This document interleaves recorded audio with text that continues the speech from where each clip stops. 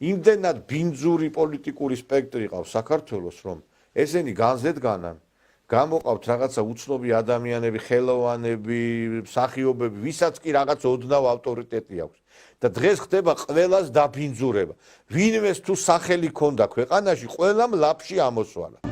ჩამოვედი სწორედ ჩემი კოლეგების მარშია და ჩვენი მსმენელების ერთობლივად და რაღაცნაირად ძალიან შინაურულად და ბედნიერად გრძნობ თავს, მაგრამ არ მავიწყდება ის მთავარი, რომ ამ მომენტში ჩემი მეგობრები და ჩვენი ახალგაზრდების ხედან საპყრობილეში და არიან რეჟიმის პატიმრები, ღირსების ხალხია და მთავარი არის, რომ ისინი ახალ წელს იყვნენ თავიანთ სახლში და ის, რომ ჩვენ ქვეყანაში ცვლილებები მოხდება, ეს გარდაუვალია. ყველა ვერ მღერით, მაგრამ ყველა მღერით ჩვენს ეროვნულ ჰიმნს და ეს ერთობა გადაგვარჩენს და გაგვიყვანს იქ სადაც საჭიროა ევროპის გზაზე. ეხლა ჩამოვედი და იქედან ძალიან კარგად ჩანდა განწყობა ყველა იმ ადამიანების საზღვარგარეთ, არა ქართველების, ვინც გვერდში გვიდგას. აღფრთოვანებულია ჩვენი მედგრობით, ჩვენი სიმამაცით და გვერდში გვიდგას, იმიტომ რომ ძალიან კარგად იციან, რას ნიშნავს ევროპული ფასეულობები, რომელიც ქართულ ფასეულობებთან აბსოლუტურად გაიგივებული და ახლოს არის და ყველა გვიდგას გვერდში. ძალიან დიდი ნაწილი მსოფლიო მოსახლეობის გვიდგას გვერდში და იციან, რომ ეს ბრძოლა უნდა მივიტანოთ ბოლომდე. დღეს რომ აქ ყველა წარმომადგენელია ხელოვნების ყველა დარგის, აქ არის მუსიკოსები, აქ არიან მომღერლები, მოცეკვავეები, მსახიობები და მე ვთვლი რომ ხელოვანის აზრი ხანდახან შეუპრო ხმამაღალი იყოს ვიდრე პოლიტიკოსის აზრი და სიტყვა. იმიტომ რომ საქართველოა მაინც და ჩვენ რაღაც ხელოვანი ქვეყანა ვართ და დღეს მე ძალიან მიხარია ამდენ ნაცნობ სახეს ვხედავ, ამდენ ნიჭიერ ხალხს ვხედავ, რომელმაც თავისი აქ მოსვლით უნდა თქვან თავის სათქმელი, რომ ისინი თავისუფლებისთვის არიან,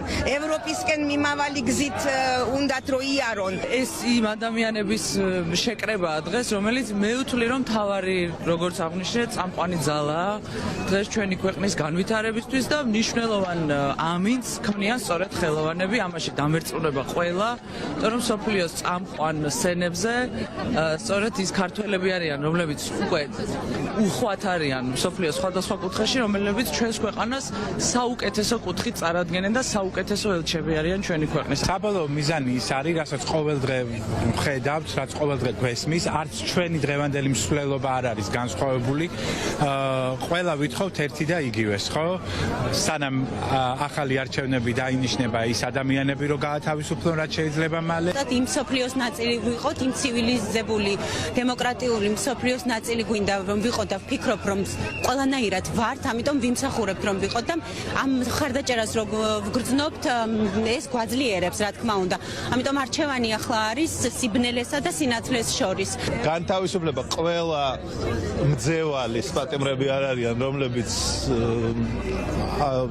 დაპატიმრებული დაკავებული ყავთ და ყველას დაიჯდა პლუს ვინც ამ ყველაფერში ვისი ხელით ურევია. რაც უფრო აი ეს ერთიანობა, როგორიც არის ეხლა და საერთოდ მთელი ეს დრო ეს აკეთებს იმას, რომ ნუ აი ძალიან ბოლო რაღაც აგონია აქვს პრინციპში. ვფიქრობ, რომ ის იდეა და ის განზრახვა, რომ ჩვენ გვინდა ევროპაში და ჩვენ ამისთვის არა მარტო ეს 35 წელი და არა მარტო საუკუნეებია, ხო ამას ამ იდეით ცხოვრობს ქართველი არის და ვარ ჩვენ რაღაც ამ იდენტობის ნაწილი. მე ვფიქრობ, რომ ამის გარეშე გარდაუვალი ჰაერები საჭიროა ჩვენი ქვეყნისთვის. ვიყოთ ერთად, გავერთიანდეთ და გავაპროტესტოთ ის ნუ არ შეიძლება რომ ამ ქვეყანას 35 წელი რასაც ვაკეთებდი ჩვენ, რომ ერთმა ადამიანმა თავისი ფინანსური სიხარბის გულისთვის გადაუაროს და ამის საშუალება ჩვენ არ მისცემ. ჩვენ გვინდა ევროპაში. მათ შორის აი ისეთმა სათაყვანებელმა ადამიანებმა, რომლებსაც რაღაცა უკვე ერთი ფეხი სამარეში აქვს ფაქტობრივად და აი ისინიც გათხვარეს. არა, მსახიობები აჯანყდნენ ძალიან. მსახიობებმა ხმა მოიღეს მართლაც ბაშკაცურად და სწორ გზაზე დადგნენ ძალიან. მაგრამ აი მე არ მესმის დიდი რეჟისორია როგორც რატო აკეთებს ამას, მე არ მესმის. მე მოვმის პოზიციას. არასორი. ხელოვანი არ უნდა ჩაერიოს, აბა უნდა ჩაერიოს. ამისეთ უსამართლობაში. ხელოვანის ფუნქცია რომ უსამართლობას ებრძოლოს. თუ სცენაზე ებრძვი ცხოვრებაში წებს უნდა იბრძოლო. რა განსხვავება? ის მოქალაქეობრივი ვალი ხო უნდა გაისურვოს, პიროვნება ხარ პიროვნებისა და მე მსახიობი. კი. ეგენი არაპირებენ ევროკავშირის შესწავლას. მაგას არავინ არ მოტყუდება მაგას. ეს არის ვინც მაგაში მოტყუდება არის სოთაშვილის ძალიან ბევრი ლანძღვა მომივიდა ჩემს მიმართ. ძალიან ბევრი. ამ სტატუსის მერე რაც დაწერეთ. სტატუსის მერე. და ამან მე გამახარა იცით. სიამოვნება მომგვარა ძალიან დიდი. ქებაზე უფრო მეტად გამიხარდა რომ ლანძღავს ვინ? ამის თქმა მინდოდა ტროლები სავარაუდოდ. რა თქმა უნდა. ლანძღავი რუსოფილები. სამშობლოს მოღალატეები. ისინი მილანძღავენ, ეს შეფის პატივია. მეზერებას განვისთ მაგათ ლანძღავს გოგონებას. ამგერად მხარდამჭერებსაც ნახავდით ძალიან გამამხნევებელი. ბევრი მტერი გავიჩინე მაგათი სახით. და ამით ვამაყობ მე. ადამიანს თუ მტერი არ აღავს ეს არაკაცას ბემაჩნია. კაცი უმტეროთო ხო გაიგეთ ვაჟამ რო თქვა. არ იმაჩნია ადამიანს. აი ეს მე ვფიქრობ რომ რასაც მე გამლანძღავენ უფრო მეტად გამეხარდება.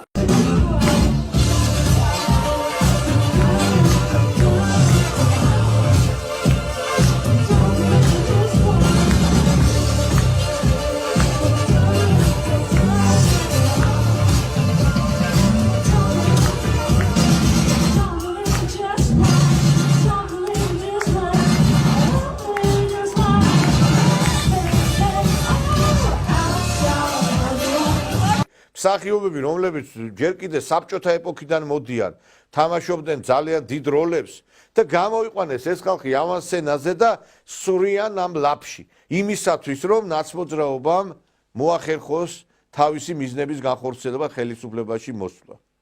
ეხლა ხშირად გაიგონებთ რაღაც გარკვეული ძალებისგან, რომ იცით რა არის? არჩევნები თუ ჩატარდება, ნუ გეგონებათ, რომ ნაცები მოვლენ ხელისუფლებაში. არავითარ შემთხვევაში სხვა ძალები იქნება ეს კოალიციური მთავრობა. რა კოალიციური მთავრობა, რის კოალიციური მთავრობა? ეხლა შეიძლება 5-6% მოვიდეს ვიღაც გარკვეული ძალები, დადარჩენი ყველა თითქმის დაკომპლექტებული იქნება ნაცმოძრაობისგან და სატელიტებისგან, იმიტომ რომ ისინი მართავენ ამ პროცესებს, ისინი არიან კულისებში. და ამას აკეთებენ ამ განცხადებებს იმ ხალხისთვის, ვინც რაღაცა მიამიტურად არის განწყობილი იმისკენ, რომ იცით რა არის, აი უნდა რომ დაიჯეროს, რომ იცით ხელისუფლება ცუდია, ნაცები ცუდია, მაგრამ აი ხო ხედავთ აგერ სხვა ძალები მოვლენ. მაგიტომ ჯობია მოდი დაუჭიროთ ამ პროცესს. თავის თავს აჯერებენ, გესმით, რომ უნდათ რომ აი რაღაცნაირად იმ წყვილში იცხოვრონ, რომ თითქოს მართლაც რამე რო შეიცვალოს აქ და არჩევნები დაინიშნოს, არც ნაცები იქნება, არც ოცნება იქნება და რაღაც სხვა და ვინ სხვა ძალა, აი გეკითხებით ვირფასო ტელემაყურებლებო, პოლიტიკურ ველს ხედავთ. აი მანახეთ ვინ სხვა ძალა უნდა აქვს, ვინ სხვა ძალას აქვს პოლიტიკურად, ეხლა რომ მოვიდეს ხელისუფლებაში. ეხლა ვიღაცები გამოვლენ კერძზე, ჯიხს იკრავენ, რაღაცა პატრიოტული რაღაცეებით გამოდიან ნარატივებით. ბიჭო, მაინტერესებს აი ეხლა გეკითხებით. თუ მართლაც ეს ხალხი რამის გამკეთებლები არიან და რაღაცა ძალა დგას მათ უკან. აგერ არის ბურთი, აგერ არის მოედანი. გამოიყვანეთ ეს ხალხი და დაგვანახეთ თქვენ, რომ მართლაც რაღაც ძალას წარმოადგენს. 5000 კაცის შეკრებაც არ შეუძლია ნაცმოძრაობის გარდა სხვა ძალას. დამანახეთ მაშინ ვინ შეკრება, აბა ეხლა ამ ბოლო პროცესების მიღება, ვინმე დაჩაგრეს და 5000 კაცი გამოიყვანა? ეხლა თუ არ ჩავთვლით იმ ეროვნულ რაღაცა სარწმუნოებრივ თემებს, სადაც იქ ეკლესიაც არის ჩართული, ეგ სხვა არის. მაგრამ არჩევნებთან დაკავშირებით ვინმე დაიჩაგრა და 5-6000 კაცი გამოიყვანა ქუჩაში. ამიტომ ვამბობ, რომ სხვა ვერავინ ვერ გამოაცხადებს პრეტენზიას ხელისუფლებაში მოსვლაზე. ეს კარგი კი არ არის, მე ამას კი არ მივესალმები, მეგობრებო. რომ მარტო ორი ძალა არის, მაგრამ რეალობა ესეთი, რეალობა. დღეს სამწუხაროდ ეს რეალობა გვაქვს ჩვენ.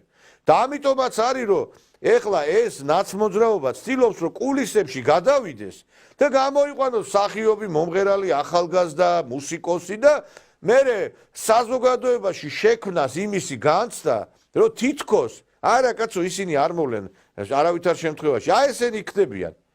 დოიაშვილი იქნება პრემიერ-მინისტრი? ჭოლა იქნება პრეზიდენტი? თუ პარლამენტში პარლამენტის თავმჯდომარე ნანკა კალატოზიშვილი გვეყოლება?